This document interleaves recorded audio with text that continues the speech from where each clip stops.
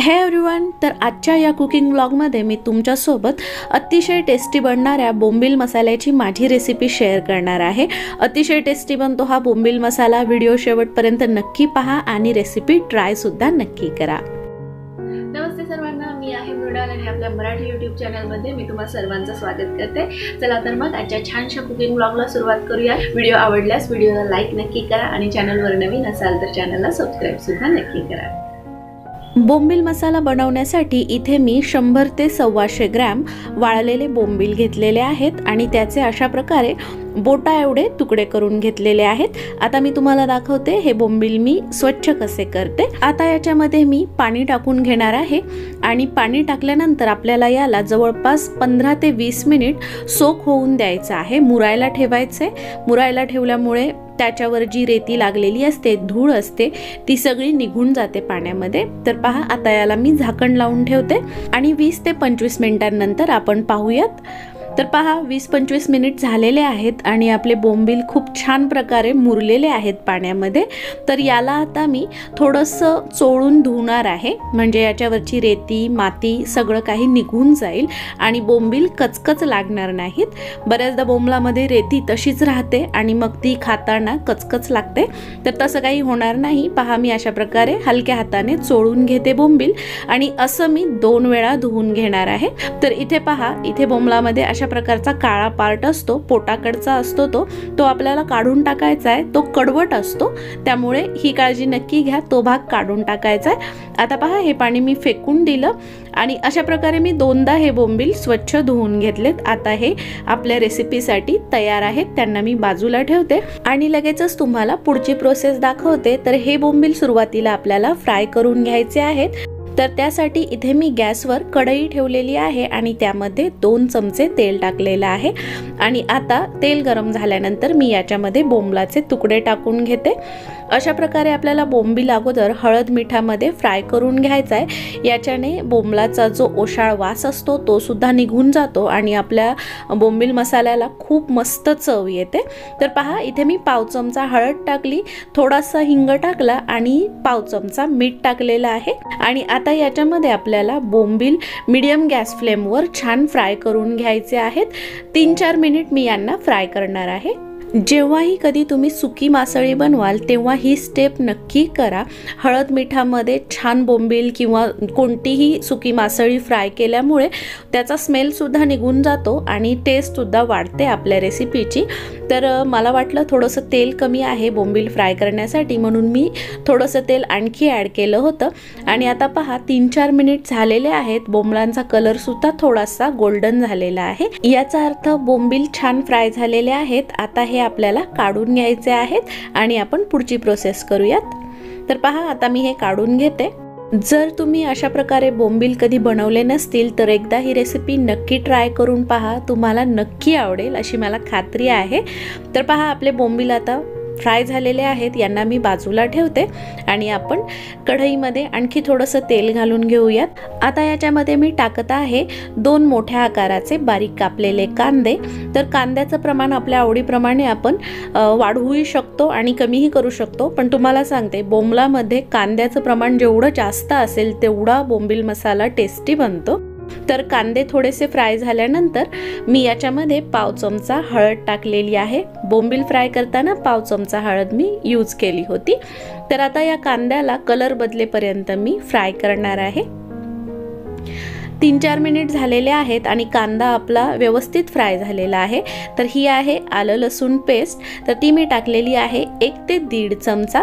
आलं लसूण पेस्ट सुद्धा आता मी 2-3 मिनिट फ्राय करून घेणार आहे। हा बोंबील मसाला बनवण्यासाठी मी फक्त बेसिक 4-5 गोष्टींचा उपयोग केलेला आहे: कांदा, टोमॅटो, आलं लसूण पेस्ट, कोथिंबीर आणि आपले पावडर मसाले। तर इथे मी 1 मोठ्या आकाराचं टोमॅटो कट करून घेतलं होतं, ते सुद्धा यामध्ये ॲड केलेलं आहे आणि आपलं टोमॅटो आता सॉफ्ट होईपर्यंत मी हे फ्राय करून घेणार आहे। तर मी असं सांगत होते की या बोंबील मसाल्यासाठी खूप कमी साहित्य लागतं, अगदी बेसिक जे आपण रेग्युलर यूज करतो, पण तरीही हा बोंबील मसाला अतिशय टेस्टी बनतो। इथे मी टाकलेला आहे घरगुती मसाला, 1.5 चमचे, त्याच्यानंतर काश्मीरी मिरची पावडर टाकलेली आहे मी 1 चमचा। तर जो घरगुती मसाला मी टाकला त्याच्यामध्ये गरम मसाला पावडर सुद्धा आहे आणि मिरच्या सुद्धा तिखट यूज केलेल्या असतात। त्याचसोबत आता मी इथे भाजलेल्या धण्याची पावडर 1 चमचा टाकलेली आहे आणि त्याचसोबत घरी बनवलेला गरम मसाला पावडर 1 चमचा टाकलेली आहे। आता या पावडर मसाल्यांना सुद्धा कांदा, टोमॅटो, आलं लसणासोबत छान फ्राय करून घेते।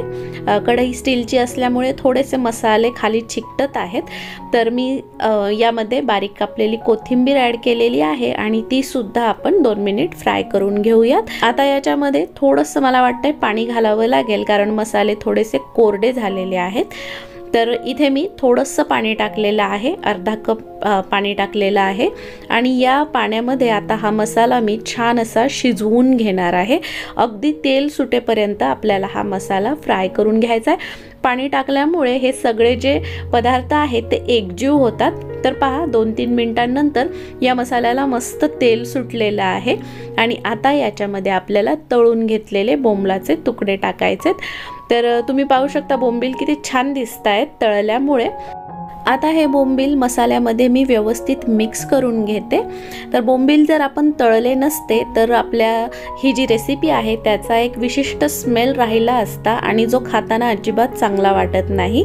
तर पहा मी मसाल्यामध्ये व्यवस्थित मिक्स केलेत बोंबील आणि याच्यात आता मी गरम पाणी ॲड करत आहे। तर पाणी मी टाकणार आहे 1 ते 1.5 ग्लास। तुम्हाला जर हा बोंबील मसाला सुक्का बनवायचा असेल तर पाणी कमी ॲड करा, म्हणजे तो सुक्का बनेल। पण मी थोडीशी ग्रेव्ही बनवणार आहे आणि त्यामुळे मी याच्यामध्ये 1 ते 1.5 ग्लास पाणी टाकलेलं आहे। गरम पाणीच आपल्याला वापरायचं आहे आणि आता याला उकळून देते मी।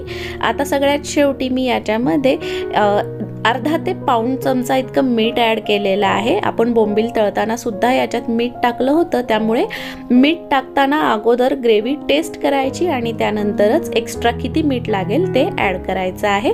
तर आता मी गॅसची फ्लेम लो केलेली आहे आणि या बोंबलाला आता मी 8 ते 10 मिनिट शिजवून घेणार आहे। तर पहा लो गॅस फ्लेमवर मी याला 8 ते 10 मिनिट शिजवलेलं आहे आणि आता मी गॅस बंद करणार आहे। आपला बोंबील मसाला तयार झालेला आहे।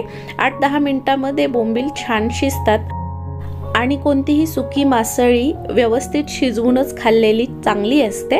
तर पहा आता मी गॅस बंद केलेला आहे आणि याच्यामध्ये आता मी थोडासा लिंबाचा रस टाकत आहे। तुम्ही कोकम सुद्धा वापरू शकता किंवा चिंच सुद्धा वापरू शकता। तर वरून मी बारीक कापलेली कोथिंबीर ॲड करते आणि याला मिक्स करून घेते आणि याला मी थोडा वेळ असंच ठेवून देणार आहे, म्हणजे याच्यावर छान अशी तर्री येईल। तर पहा आपला बोंबील मसाला काय मस्त दिसतोय, अशी छान ग्रेव्ही झालेली आहे। वरण भात आणि हा बोंबील मसाला तुम्ही कॉम्बिनेशन एकदा ट्राय करून बघा, भयंकर छान लागतं। जसं मी टायटलमध्ये दिलेलं आहे, खतरनाक टेस्टी अशी ही रेसिपी आहे। तुम्ही नक्की ट्राय करून पहा, जशी मी बनवली तशी। पहा बोंबील पण आपले खूप छान शिजलेले आहेत।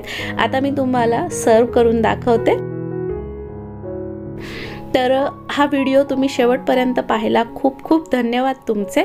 आणि ही रेसिपी ट्राय नक्की करा आणि ट्राय केल्यानंतर आवर्जून मला फीडबॅक कमेंट बॉक्समध्ये द्या। मला खूप आवडतं तुमचे कमेंट्स वाचायला। चला परत भेटूया आणखी एका अशाच इंटरेस्टिंग कुकिंग ब्लॉगमध्ये। तोपर्यंत स्वतःची काळजी घ्या। Till then bye bye friends. व्हिडिओला अजून लाईक नसेल केलं तर लाईक नक्की करा। Bye bye.